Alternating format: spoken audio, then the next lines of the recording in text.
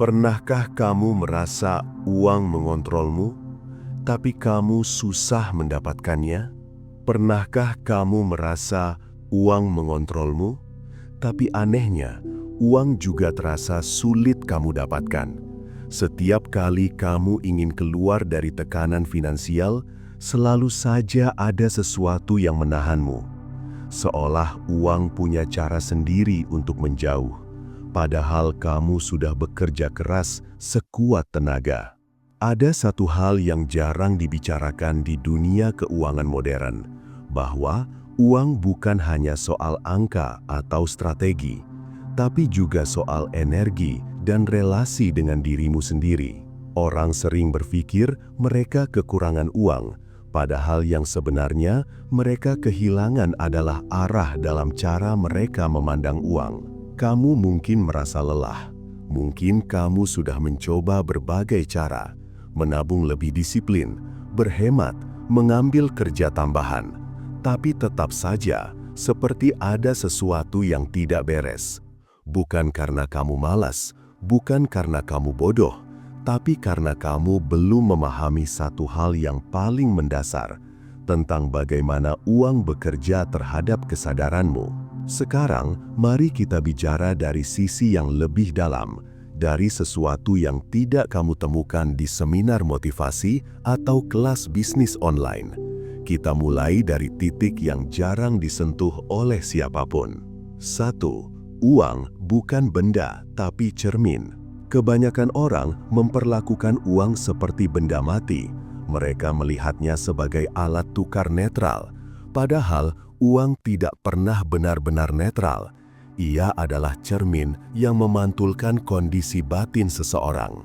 Bayangkan kamu menatap saldo rekeningmu di akhir bulan.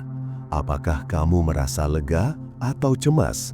Jika yang muncul adalah rasa takut, maka sebenarnya bukan uang yang bermasalah, tapi relasi batinmu dengan konsep kekurangan. Setiap kali kamu takut kehilangan uang, kamu sedang memperbesar jarak antara kamu dan kelimpahan itu sendiri.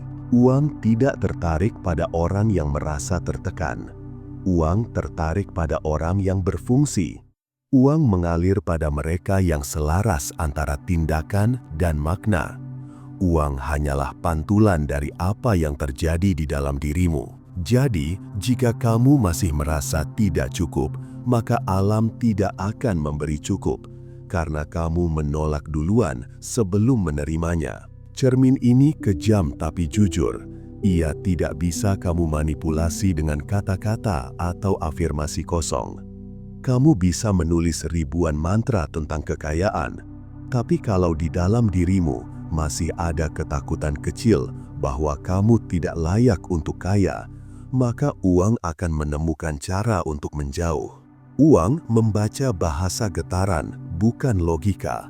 Maka, orang yang tenang dan percaya akan lebih mudah menarik peluang daripada orang yang terus panik walau punya gelar tinggi. 2. Uang suka arah, bukan kebingungan.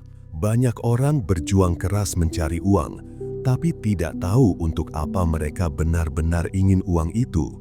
Mereka hanya bilang, "Aku ingin kaya," tapi tidak pernah bisa menjelaskan apa arti kaya buat mereka. Tanpa arah jelas, energi finansialmu akan tercerai-berai.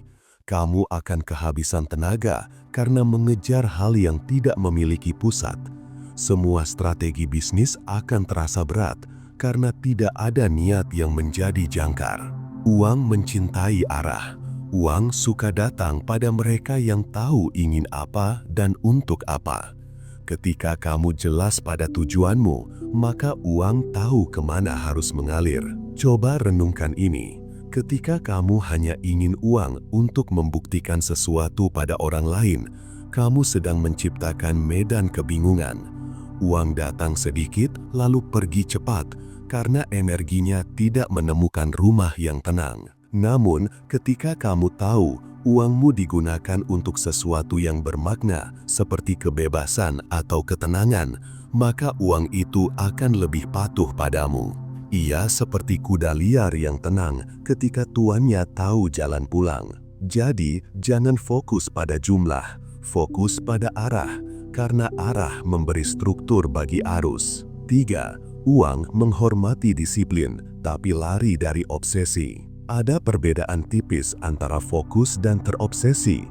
Fokus adalah kesadaran penuh. Obsesi adalah ketakutan yang menyamar. Jadi, ketika kamu terus berpikir tentang uang siang dan malam, bukan berarti kamu akan lebih cepat kaya, tapi justru semakin sulit tidur, semakin sulit berpikir jernih, dan semakin sering mengambil keputusan yang lemah. Namun, obsesi adalah bentuk pelarian. Kamu berusaha mengontrol hasil, padahal hidup tidak bisa kamu kendalikan sepenuhnya. Orang yang terobsesi dengan hasil akan kehilangan arah batin dan akhirnya kehilangan rasa syukur. Padahal syukur adalah medan energi, tempat uang paling suka tumbuh. Maka kuncinya adalah keseimbangan. Kerjakan yang bisa kamu kerjakan, tapi jangan biarkan pikiranmu jadi tahanan angka di layar ponsel. 4. Uang datang pada mereka yang berani kehilangan. Kalimat ini terdengar paradoksal, tapi disinilah letak kebijaksanaan. Banyak orang tidak sadar bahwa mereka terlalu takut miskin sampai energi mereka hanya berputar di situ saja.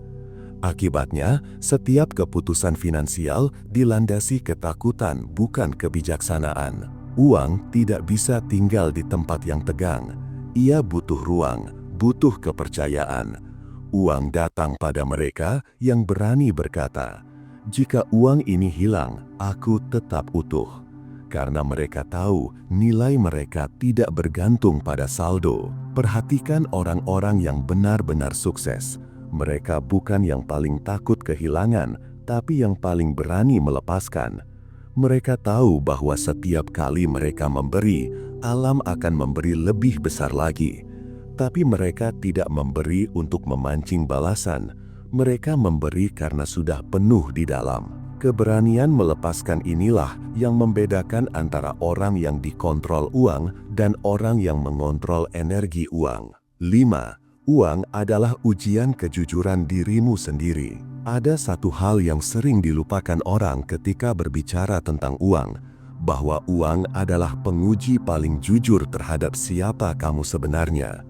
Uang memperlihatkan versi dirimu yang tidak bisa kamu sembunyikan dari siapapun. Ketika kamu punya sedikit uang, maka uang menguji kesabaranmu. Tapi ketika kamu punya banyak uang, uang menguji karaktermu. Seseorang tidak berubah karena kaya. Seseorang hanya menampakkan jati diri aslinya ketika punya kesempatan untuk memilih. Kejujuran terhadap uang bukan hanya soal tidak mencuri atau tidak menipu, tapi juga soal jujur terhadap niatmu sendiri. Apakah kamu mencari uang untuk memperbaiki hidup atau untuk menambal harga diri yang rapuh? Kalau tujuanmu adalah pembuktian, maka uang akan jadi racun karena ia hanya memperbesar kekosongan di dalammu. Uang memperlihatkan di mana letak integritasmu. Ia bisa memperindah atau mempermalukan tergantung dari pondasi mental yang kamu bangun sebelumnya. Jadi, lain kali ketika kamu merasa uang mengontrolmu, tenangkan diri dan ingat satu hal. Uang hanya memperbesar siapa kamu. Jika kamu penuh ketakutan, ia memperbesar kekacauan. Tapi jika kamu penuh keyakinan, ia memperbesar kedamaian. Kekayaan sejati bukan soal berapa banyak uang yang kamu pegang, tapi seberapa kuat kamu memegang kendali atas dirimu sendiri. Karena begitu kamu bisa menguasai itu, maka uang hanya akan menjadi salah satu bentuk penghormatan dari alam terhadap kesadaranmu yang sudah matang. Dan itulah momen di mana kamu sadar bahwa kamu tidak lagi mengejar uang, tapi uang yang mulai mencari jalan untuk datang kepadamu.